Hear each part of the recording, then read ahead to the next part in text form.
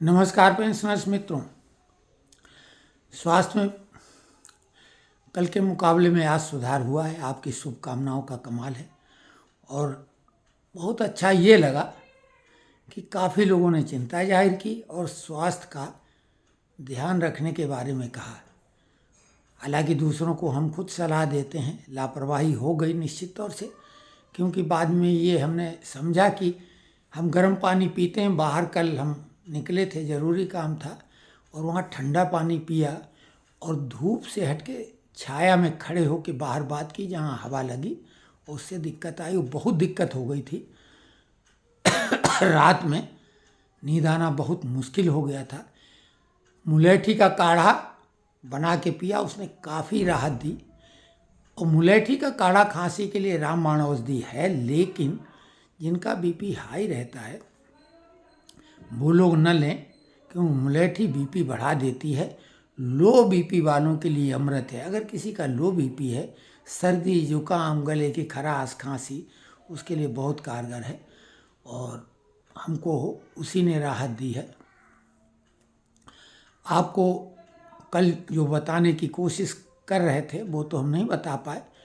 एक महत्वपूर्ण चर्चा चल रही थी हम लोगों के ग्रुप के बीच में भी, और कुछ लोगों ने शेयर किया था वो जजमेंट सुप्रीम कोर्ट का, और उनमें सबसे अग्रगण्य हैं डॉक्टर कौशल किशोर द्विवेदी जी बनारस के। उनसे हमारी चर्चा भी हुई, तो उसमें उन्होंने जो जजमेंट में सुप्रीम कोर्ट में है उसके बारे में कहा कि इसमें ये लिखा है, एक केस का आधार था आर्मी का, तो एएफटी जैसे हम लोगों का कैट होता है, ऐसे ही उसमें एएफटी होता है, आर्म्ड फोर्स ट्रिब्यूनल। तो इसमें सेंट्रल एडमिनिस्ट्रेटिव ट्रिब्यूनल, और उसमें एक ही जैसी बात लगभग है। इनिशियल स्टेज पे वहीं सब निर्णय होता है। साठ कमीशन एक महिला अधिकारी थी, उसका केस था, और उसके साथियों ने केस किया था, उनके हक में फैसला आया था। महिला के हक में फैसला इसलिए नहीं आया कि उसने बाद में एएफटी में केस किया, उनके फैसले के बाद। तो बोले नहीं, वो तो लाभ उन्हीं को मिलेगा जिन लोगों ने केस जीता है। तो अब इस पर कई तरह की राय लोग दे रहे हैं, यूट्यूबर भी दे रहे हैं, और तरह तरह की राय बताई जा रही है। आपको एक चीज़ बहुत स्पष्ट तौर से बता दें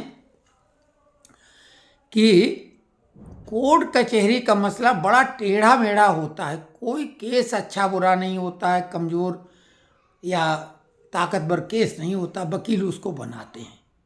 एक ही लाइन लिखी हुई है, उसके अर्थ अपने अपने ढंग से बताए जाते हैं या समझे जाते हैं।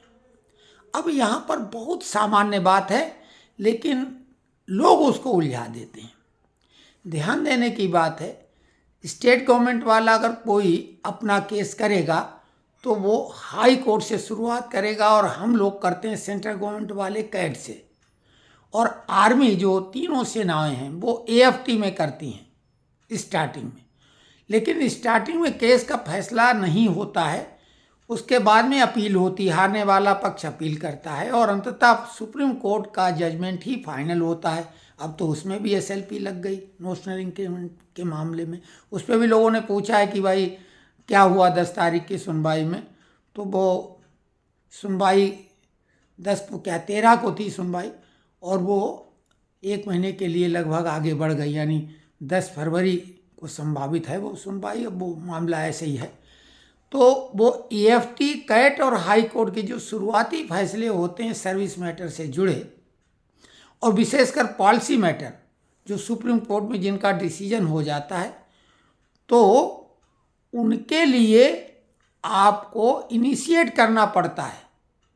उसको कंटेम्प्ट भी लोग बोलते हैं, जो इनिशिएट करना पड़ता है, और फिर वो कैट, हाई कोर्ट या एएफटी का फैसला ही अंतिम फैसला होता है, सुप्रीम कोर्ट को आधार मान के। लेकिन इसका ये कतई मतलब नहीं है कि सुप्रीम कोर्ट ने कोई ऐसा कह दिया कि ये फैसला हमने दिया है, इस तरह के सिमिलर लोगों को अब कोर्ट जाने की जरूरत नहीं। उनको भी दरवाज़ा खटखटाना ही होता है। सारे लोग कहाँ से ढूंढेंगे? वो बहुत सिस्टम अजीबोगरीब है नोशनल इंक्रीमेंट से समझिए कि सुप्रीम कोर्ट के जजमेंट के बाद कैट में लोग गए तभी उनको मिला, लेकिन अब एसएलपी पे उन्होंने जरूर लिख दिया है कि स्टे में कि बाद वालों को तो मिलेगा जो रिटायर हो रहे हैं अब, लेकिन इसमें जो अब आवेदन करेगा, उन्होंने एप्लीकेंट वर्ड जोड़ दिया पटिशनर के साथ में, तो इस केस में पटिशनर के अलावा अप्लीकेंट को भी मिलेगा, थर्ड पार्टी में जो आ जाते हैं। ये हमारा मानना है। अब इसको और विस्तार से कोई भाई महाज्ञानी व्यक्ति हो, क्योंकि हम अपने को ज्ञानी भी नहीं मानते हैं, हम ईमानदारी से कोई चीज़ का विश्लेषण करते हैं। अब वो कहाँ तक हम सफल होते हैं ये तो वक्त बताता है, या आप लोग आकलन कर लो, लेकिन अभी तक हमारा आकलन किसी भी फील्ड का गलत साबित नहीं हुआ है।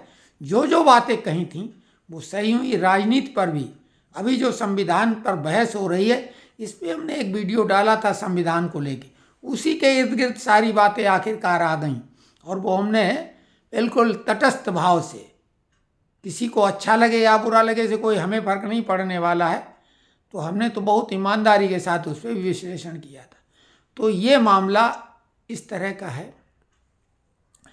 कुल मिला के ये जो उम्मीद लोग कर रहे हैं या उम्मीद दिखा रहे हैं, वकील का भी वीडियो हम लोगों को शेयर किया है किसी ने, वो बीच में गायब हुए थे, पहले बहुत बड़ी बड़ी बातें करके कम्यूटेशन पे वही निकल लिए थे कि 10 साल में ही मिल जाएगा और ऐसा वैसा। हमने तभी बोला था कि 1 करोड़ की शर्त लगाए ना कोई कि 10 साल में अगर दिला दे तो खैर वो बात पुरानी हो गई। तो अभी ये ध्यान दो कि कोई भी फैसला पॉलिसी मैटर का आता है तो इनिशिएट तो आपको करना ही पड़ेगा, तब आप दावेदार हैं। या तो कोर्ट लिख दे कि भाई सभी को ये मिलेगा तो तभी होता है, नहीं तो डिपार्टमेंट हिलावाली करते हैं, डीलिंग कंसर्न जो है वो नहीं इतना झमेले में पड़ना चाहते हैं। एक सवाल पूछा एक सज्जन ने, शिव पूजन राम जी, और उनके लिए तो पहले 2 लाइनें हम प्रस्तुत करेंगे कि इतना कठिन प्रश्न मत पूछो जिसका दे न सकूं मैं उत्तर। इतना कठिन प्रश्न मत पूछो जिसका दे न सकूं मैं उत्तर। सिंधु तरंगें उछल उछल कर पटक रही हैं सर तट पर। तो शिव पूजन जी ने जो सवाल पूछा उसमें दिमाग को हिला देने वाला सवाल है, यानी हमारे हिसाब से बेहद कठिन सवाल है, क्योंकि उन्होंने CGS और CHSS में अंतर पूछा। CGS हमारी समझ से बाहर की चीज़ है कि, लेकिन हम ये नहीं कह सकते कि ऐसा कुछ नहीं होता है, क्योंकि जो हमें नहीं मालूम वो होता ही नहीं, ऐसा तो नहीं है। किसी प्रश्न का उत्तर नहीं मालूम तो उसका उत्तर तो होगा कहीं। तो CGHS तो हमें मालूम है, लेकिन CGS हमें नहीं मालूम। अगर उनका अभिप्राय CGHS से है तब तो ठीक है, हम उत्तर दे भी सकते हैं, लेकिन CGS हमारी समझ से जानकारी में नहीं, हम ये नहीं कहेंगे नहीं हो सकता भाई, क्योंकि जो चीज़ नहीं मालूम वो हो ही नहीं सकती, कैसे कह दें। CHSS होता है, और CHSS contributory health service scheme है। ये बहुत सीमित दायरे में, बहुत कम इसके पैनल्ड हॉस्पिटल हैं, एटॉमिक रिसर्च सेंटर या गवर्नमेंट के कुछ और जो डिपार्टमेंट होते हैं उनके कर्मचारियों के लिए ठीक उसी तरह से ये स्कीम है कि जो कर्मचारी सेवानिवृत्त हो जाता उसके लिए तो होती ही है, उसके आश्रितों पर भी बिल्कुल उसी तरीके से जैसे CGHS के लिए होती है, और कंट्रीब्यूटरी इसमें भी है और CGHS में भी है। तो CGHS तो सबको मालूम, सेंट्रल गवर्नमेंट हेल्थ स्कीम, और इसमें लगभग 2,500 से कुछ 2,300 और 2,400 के बीच में इन पैनल्ड हॉस्पिटल हैं प्राइवेट, जिसमें अपोलो भी शामिल हैं बड़े बड़े।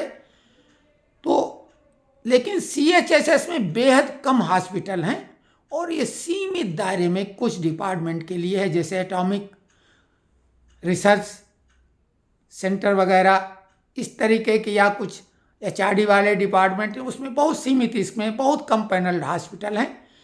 और लेकिन CGHS से भी ज़्यादा ईसीएचएस में, ईसीएचएस मतलब जो है वो तीनों सेनाओं के जो सेवानिवृत्त हमारे एक्स सर्विसमैन होते हैं उनके लिए होती है, तो उसका नाम ही है ex serviceman contributory health scheme.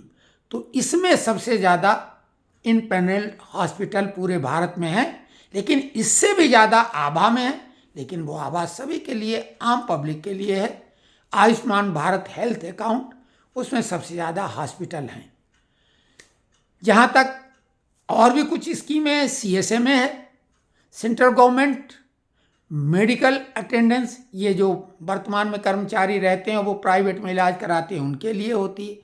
उसी तरीके से पीआरएमबी, जैसे सेंट्रल वेयर हाउस, यानी जो पीएसयू नवरत्ना का है, इस टाइप के कुछ और डिपार्टमेंट में कुछ बैंकें भी ये करती हैं, तो वो करती हैं पीआरएमबी, पोस्ट रिटायरमेंट मेडिकल बेनिफिट। और कई डिपार्टमेंट तो हेल्थ इंश्योरेंस के द्वारा कवरअप अपने कर्मचारियों को देती हैं, और बाद में तो फिर पैसे से कोई भी ले सकता, कोई भी भारत का व्यक्ति जो हेल्थ बीमा है जिसको बोलते हैं हेल्थ इंश्योरेंस, उसकी सुविधा ले सकता है। तो राम पूजन जी ने शिव पूजन राम ने जो सवाल पूछा बहुत कठिन था, हमारे बस का नहीं था। हम निवेदन करेंगे अपने ग्रुप के लोगों से कि वो अगर सीजीएस के बारे में कुछ उनको पता हो तो वो बताएं।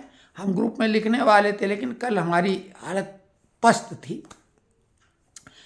आज इसीलिए कोशिश कर रहे हैं कि हमें देखना चाहते हैं कि जाने के पहले भी कोशिश तो जारी रखें, क्योंकि इससे कोई फर्क नहीं पड़ता है कि हम इससे अगर नहीं करेंगे तो हम स्वस्थ हो जाएंगे। ठीक है, मन की तसल्ली के लिए हम करते हैं, और आप लोगों की इससे शुभकामनाएं हमें मिल जाती हैं। सबसे बड़ी बात यह है कि शुभकामनाएं बहुत यानी हौसला अफजाई करती हैं। रही बात की जो पेंशनरों के लिए तमाम जो खबरें, अरे लिमिटेड खबरें हैं।